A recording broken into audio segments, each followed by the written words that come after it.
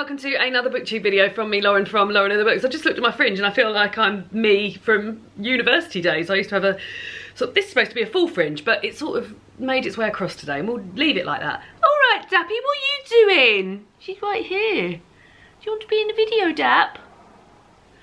You do, but if I pick you up, you'll be upset, so I'm just going to leave you. She is molting so much. Just trying to get rid of her winter coat, and it's everywhere. So, welcome to Sunday's video. Happy Sunday. Hope you're having a nice Sunday. April is nice, isn't it? Like, weather-wise. April and March a bit cold, but April, nice. I'm enjoying it. Today's video is a book haul. It's just I'd say a little haul, but actually 2, 4, 6, 8 books I've got here to show you that I've just sort of got my mitts on since I last did a book haul, which I think was at the beginning of March. So yeah, about a month's worth of books.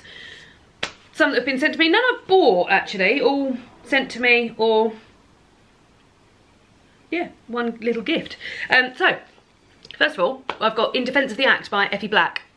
This is one of the books on the Women's Prize for Fiction long list, and my good friend Philippa from the Quick Book Reviews podcast, and also from All About the Archers podcast, which is the podcast that I am also a host of, she had finished this and I was having a hard time getting hold of this book, so she said I can send you my copy, so she kindly did that. So I'm doing quite well with I have fallen a little bit behind, but I am doing quite well with my Women's Prize reading. I'm currently, at the time of filming this, and I'm filming this on Thursday, I'm about 100 pages from finishing 2 books, because I started reading 2 of them, Enter Ghost and A Trace of Sun, and I'm also about an hour away from finishing The Wren. So yeah, it's going okay, but I'm quite looking forward to this one. It sounds a bit of a tough read. It's about suicide. And yeah, are we more like a coffee bean, a carrot or an egg? What happens to us when we are boiled in the trials and tribulations of life? Jessica Miller is fascinated by the somewhat perplexing tendencies of humans to end their own lives, but she secretly believes such acts may not be that bad after all, at least she did. Jessica is coming to terms with her own relationship and reflecting on what it means to be queer when a single event throws everything she once believed into doubt. Can she still defend the act? There we go. Yeah, so I'll be reading that at some point. Shortlist comes out towards the end of the month, so maybe normally, like, if by the time it gets to the shortlist, if things haven't made it to the shortlist and I haven't read them, then I don't often get round to it. So I need to have a little jig around. And then from one Women's Prize long list book to another, but this is Women's Prize for fiction, for non-fiction long list. I don't think it made the shortlist. I don't think it did, but this is Code Dependent, Living in the Shadow of AI by Madhumita Murgia. All about AI, which I think is becoming more and more part of a lot of our lives. And I think this will be very, very interesting. What does it mean to be human in a world of artificial intelligence? The lives of a British poet, an Uber Eats courier in Pittsburgh, an Indian doctor and a Chinese activist in exile are linked by their unexpected encounters with artificial intelligence. In Code Dependent, Madhumita Murgia shows how automated systems, I'm sorry, I had to swallow, are reshaping ordinary lives all over the world, from technology that marks children as future criminals to an app that is helping to give diagnoses to remote tribal communities. ChatGPT and social media algorithms have become familiar, but AI now touches everything from our interpersonal relationships to our children's education, our work, finances, public services, and even our human rights. By highlighting the voices of ordinary people, Murgia explores the impact of the set of powerful, flawed, and often exploitative technologies on individuals, communities, and wider society. The ways in which algorithms and their effects are governed over their coming years will profoundly impact us all, yet we can't agree on a common path forward. We cannot decide what preferences and morals we want to encode in these entities or what controls to impose on them. We are collectively relinquishing our moral authority to machines. Murgia not only sheds light on this chilling phenomenon, but also charts a path of resistance. AI is already changing what it means to be human in ways large and small. In this revealing and disturbing book, Murgia shows what could happen if we fail to reclaim our humanity. So interesting, also terrifying, but very much of the moment and of the future, I guess.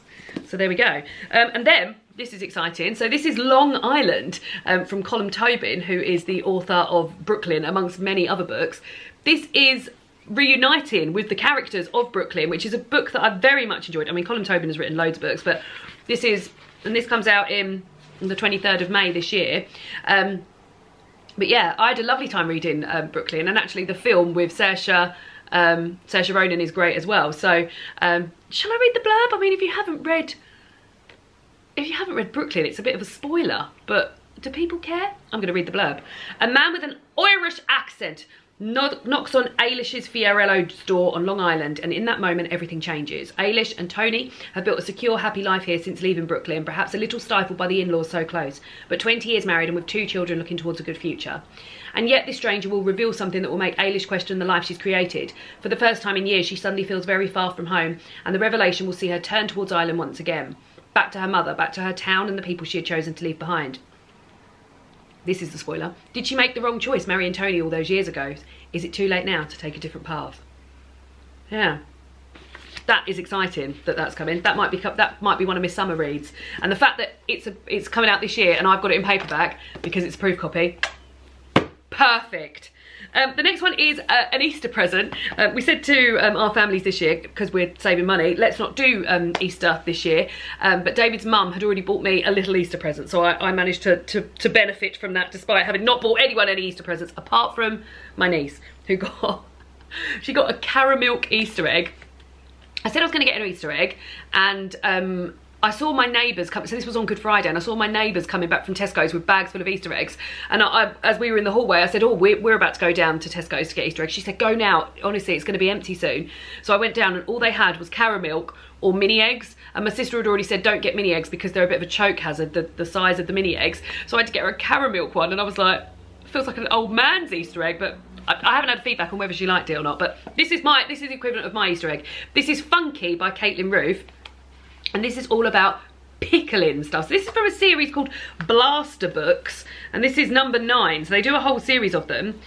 I don't know what else. I think it's just like, oh yeah, tacos, hot fat, the United Nation of cookies, wok soup, tapas, wasted, and masarap. But yeah, this is and then this is all about pickling stuff. So it's got very exciting. So 10-minute pickle projects: red pepper, carrots, mange tout, radishes. I love pickled radish. Veg rack pickles. There we go. And then it's got lots of different things. So better beetroot pickle. I love pickled stuff. Pickled chard stems, soy pickled egg yolks, pickled red onions, pickled sea kale, pickled swede. I've never had pickled swede before. So yeah, I will be looking at pickling some stuff. Easy massage sauerkraut. Oh God, I love pickled stuff. So exciting for me. And then I got contacted by the publisher of this book. I already own one of these books. These are beautiful, and beautiful gifts as well.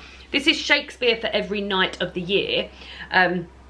This particular edition is edited by Colin Salter. I've got one which is a poem for every day of the year. And yeah, it's what it says on the tin basically. But this is, I mean, it's a naked hardback. It's got these 2 guys from Midsummer Night's Dream. Also, I'm not overly familiar with Shakespeare. When I did A-level, I think one of the classes did Shakespeare, but I definitely wasn't in that class. So I sort of know Romeo and Juliet because of the film and the reiterations of that. Macbeth I went to see. Othello I think I've been to see at the Globe Theatre. But yeah, I'm not overly familiar, so it'll be interesting to do this. But yeah, I mean, I think these are really great gifts anyway, something which just sort of keeps on giving. But let's have a look. It's the 11th today. Let's see what today's little piece is. It's from Macbeth. Act 3, Scene 5. Shall I try and read it? I'm quite bad at this sort of thing. So, the Stone of Destiny, stolen by a Scottish nationalist, is recovered in 1951. Oh, it's got a little something that happened in history as well. I don't even know how to pronounce this. Hesate, Queen of the Witches, berates the 3 witches for meddling in Macbeth's destiny. First witch: why now, Hesate? You look angrily. Hesate says, and this is her soliloquy, because I remember that. Have I not reason, beldams as you are, saucy and overbold? How did you dare to trade and traffic with Macbeth in riddles and affairs of death? And I, the mistress of your charms, the close contriver of all harms, was never called to bear my part, or show the glory of our art. And which is worse, all you have done, hath been but for a wayward son, spiteful and wrathful, who, as others do, love for his own ends, not for you. But make amends now, get you done, and at the peat of Acheron, meet me in the morning, thither he will come to know his destiny. Your vessels and your spells provide, your charms and everything beside. I am for the air, this night I'll spend, unto a dismal and fatal end. Great business must be wrought ere noon, upon the corner of the moon. There hangs a vaporous drop profound, and I'll catch it ere come to ground. And that distilled by magic sleights, shall raise such artificial sprites, as by the strength of their illusion shall draw him on in his confusion. He shall spurn fate, scorn death and bear. He hopes above wisdom, grace and fear. And all you know, security is mortal's chiefest enemy. Music and song within, come away, etc. Hark, I am called, my little spirit see, sits in a foggy cloud and stays for me. Exit. First witch, come, let's make haste, she'll soon be back again. There we go. Heavy to hold. So there we go. Then I've got some that have been sent by the publisher as well. This is one from Scholastic, so it's a YA book. It's Beastly Beauty by Jennifer Donnelly. When's it out? I've got a press release here, let's have a look. 9th of May. This is a revolutionary, gender-swapping retelling of Beauty and the Beast that will change forever how you think about beauty, power, and what it really means to follow your heart. Let's have a look then. What makes a girl beastly? Is it having too much ambition, being too loud, taking up too much space, or is it just wanting something, anything, too badly? Try as she might, Arabella can't extinguish her fire, the fire burning inside her, the source of her deepest wishes, her wildest dreams. When an attempt to suppress her emotions tragically backfires, Arabella is cursed, trapping her, her ladies of the court, and everyone she cares about in her castle. The only way to break it, she believes, is to find a boy who loves her for her true self, a cruel task for a girl who's been told she's impossible to love. When handsome thief Beau, clever, not Belle, Beau, becomes trapped inside the castle, he finds himself drawn like a moth to the flame to the mysterious Arabella. If Beau and Arabella have any hopes of breaking the curse, they must learn to trust their wounded hearts and realise that the cruelest prisons are of all of the ones we build for ourselves. Beauty meets female fury in this epic retelling of a classic love story. Oh my god, teenage me would be losing her fucking mind over this. So yeah, maybe I'll give adult me a go to treat teenage me. There we go.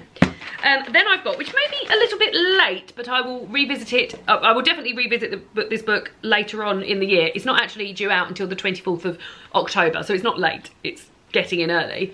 But this is How to Winter, harnessing your mindset and thrive in cold, dark or difficult times. Now, you'll know that winter is my time. I only mentioned recently that winter is my favourite season, but I know it is a very difficult time for some people, I guess in the same way that summer is a very difficult time for me. People struggle with the dark, the short days, the lack of being able to get around. Here, where I live in the southeast of England, the weather can be tricky, but it's definitely not isolating. So I know that's a problem here. So it says, nobody can control the weather, but Dr. Kari Leibowtz's groundbreaking How to Winter will help you dramatically shift how you feel about the darkest and coldest of the seasons. Stanford-trained PhD Leibowitz is the world's foremost winter psychology mindset expert, and in How to Winter she sets out evidence-based strategies to help you learn not only to accept the chillier months but even to embrace them. I should give this to my sister, she hates winter. Drawing on her extensive research, Leibowitz offers practical, easy to follow advice for transforming our experience of wintertime, including altering our language around the season, developing winter rituals. I wish they did this for summer! Developing winter rituals and joining the rest of the natural world in making time and space to rest. What's more, she sets out how the techniques used for shifting our mindsets around winter can also be used to cope with times of emotional difficulty. Sounds interesting, doesn't it? By Bluebird Books. I do think Bluebird published some very interesting non-fiction. How to Winter.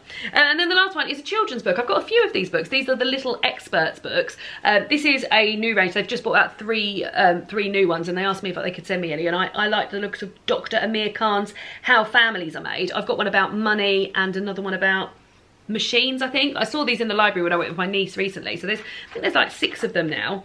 But yeah, very interesting sort of take on, oh yeah, there are 6 now. I've got Amazing Bodies, Why Money Matters and Marvellous Machines, but they've also got How Families Are Made, Superhero Animals by Chris Packham, which I imagine is great, and How to Build a Home by George Clark.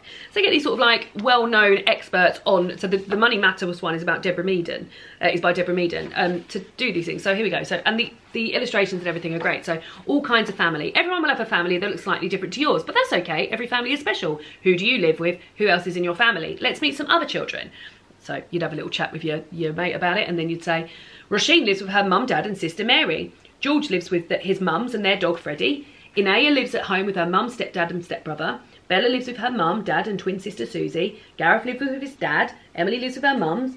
James lives with his grandparents. So yeah, Sarah has 2 homes as her mum and dad live in different houses. And then it just sort of goes into like a bit of sex education, making a baby, delivering babies and stuff like that. So I feel like, yeah, the whole series I've been quite impressed with. So yeah, there we go. So there's 8 books that I've got my mitts on in the month of April. Let me know if you've got your mitts on any books or any of these books sound exciting to you. And I'll see you all again soon for another BookTube video. Goodbye. I look really small. Goodbye.